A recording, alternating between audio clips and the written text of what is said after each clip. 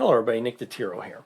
Let's talk about one of the more important overall subjects associated with programming logic, creating code, developing applications, and that is where is it done? Where is the programming language typed in? Where is it tested? Where is it debugged?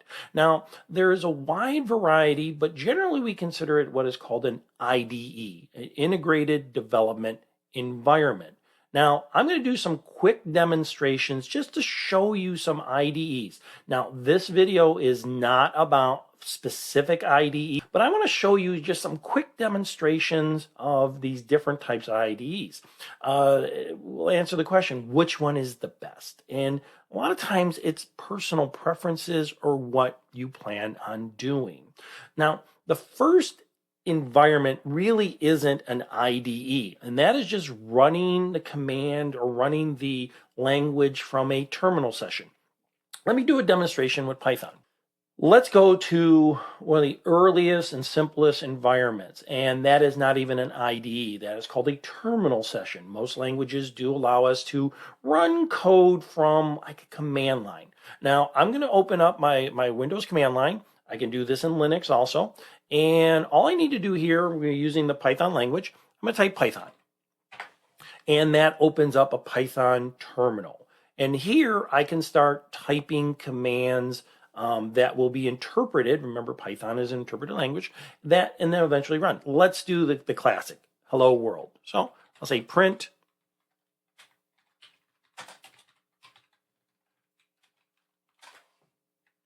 And I'll hit enter and interpret it and spit it right back out to me. I can use variables here. Again, I don't want to get deep into actually programming, just kind of demonstrating these languages. So here I'm going to say message is equal to hello Nick, right? And it just stored that string assignment to the variable called message. And now if I say print message, it printed it out. It's a nice environment if you're doing some quick testing on the different languages. The next level up is to save these commands into a simple text file. Different people use different text editors. I'm quite familiar with Vim. I used VI for many, many years. But let's just use the Notepad. So I'm going to exit out of the terminal session. I'll clear my screen, but I'm going to first go to Notepad. I already have a file open. There's nothing in there, and I'm going to do the exact same thing. I'm going to print hello world.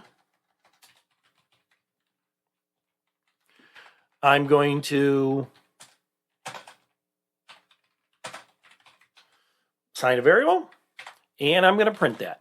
Now, because I'm doing two outputs, printing hello world and printing the message hello Nick, when I run this, I should see those two lines. Now, what I need to do here is then I save it. You can see up here, I've already created the file called main.py, but I'm just going to save it. And I'll go back to my command prompt, and I will type Python space the program's name, the file's name. Learn to type, Nick, and I'll hit enter, and there it runs. Many of us, this is how we cut our teeth into programming. We got text editors, we ran it, then we went back to the command prompt. I spent many, many years programming different languages using VI. So this might be very comfortable for some people, but it has its limitations.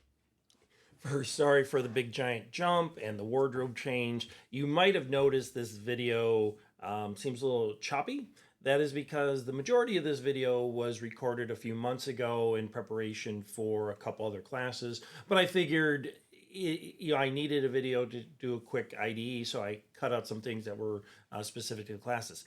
The next IDE I want to talk about is probably the one that I encourage students to use in the beginning, and that is a online or a cloud-based IDE. Now, if you've taken the 1007, you might be familiar with it, and that's replit.com.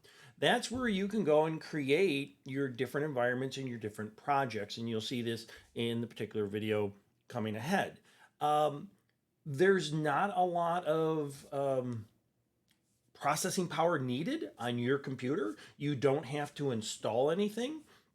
Everything is up on the cloud. And there's some really, really good IDEs, and you'll see these in this video also, that you do have to install software. But with Replit, REPLIT.com,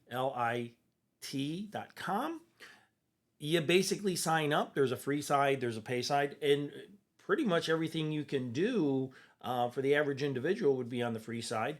So I encourage you, if you're not comfortable installing software on your machine, or you're not, you don't have a machine that you could even install software, say you have a Chromebook or something like that, I encourage you to use Replit. So let's go back to the previous video and let me explain Replit.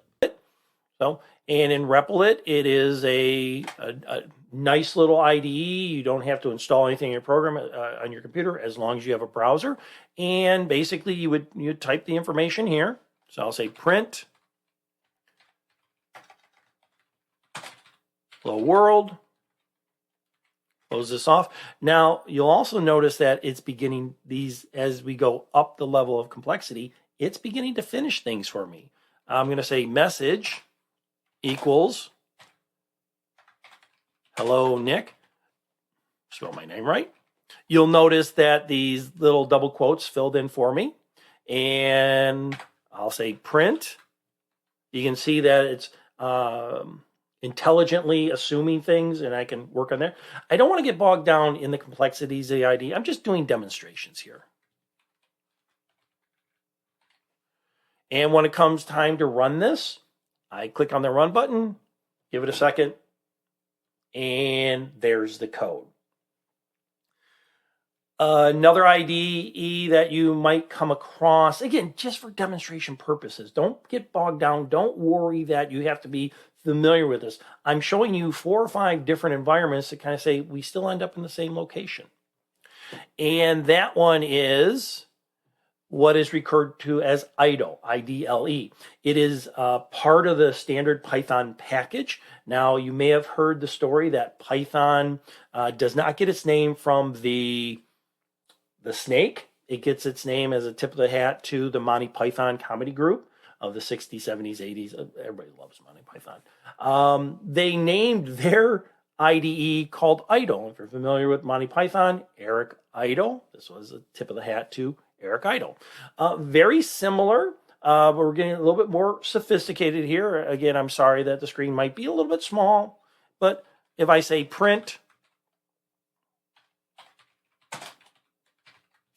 you'll notice that the coloration is different. We have magenta here, we have green, and that again, those are the IDEs telling you information.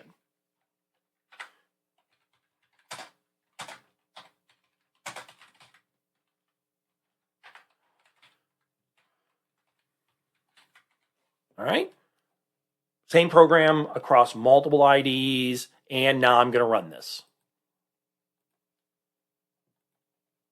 I forgot to save. It saved it, and it ran it. It just happened to populate it onto the other screen. So you can see that it print hello world, hello Nick. Finally, the one IDE that I tend to use, and a lot of times this is personal preference. Actually, there's generally 2 approaches to an IDE. One is a personal preference, something you're used to using and you prefer using. And again, as you develop languages and programs or whatever, you'll find a comfort zone. The other one is IDEs that may be assigned to you, maybe at a corporate level, the enterprise level. They say, this is what we use, you have to use it. I have my own preference, and the one that I use is something called PyCharm.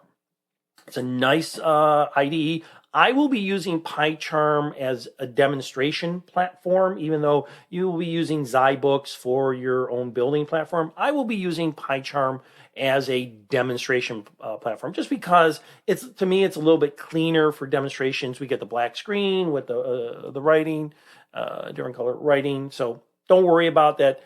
What I'm doing, you have to replicate. No, you're going to be doing your stuff in Zybooks. So I'm going to do the exact same thing here. Print. You see that it completed some of my thoughts for me. It made sure I had the ending double quote, ending parentheses.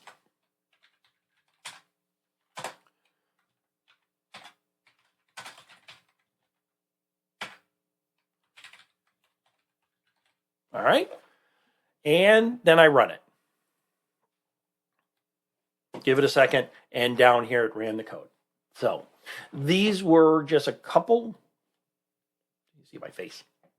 These were just a couple examples of different IDEs. Don't worry about them. I'm not expecting you, again, this is an intro. I'm not expecting you to remember all this. This is not on an exam or anything like that. But I'm building a comfortability. So when you see some of my videos, or maybe you go to the internet and somebody else is doing a different IDE, don't look at the ID. Don't get lost in that. Look at what they're writing in the code. I think if you look at a bunch of YouTube videos, there's something called Jupyter Notebook and things like that. Fine. So that being said, let's go out and learn something.